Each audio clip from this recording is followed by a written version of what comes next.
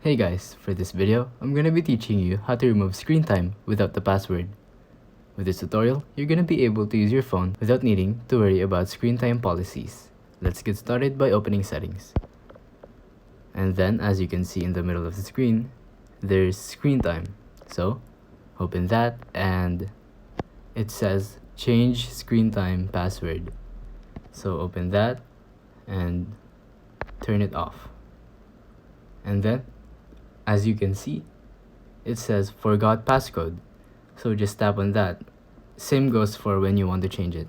So tap on forgot. And then all you have to do is just add your Apple ID. It's very simple actually. That's all you have to do to recover or change your screen time ID. Once again, if you want to change it, tap on change screen time passcode. Click on either change or turn it off, and then forgot passcode, and then type your Apple ID. Simple as that. If you think this video was helpful, please consider liking, subscribing, and hitting the notification bell. If you have any questions, feel free to comment down below.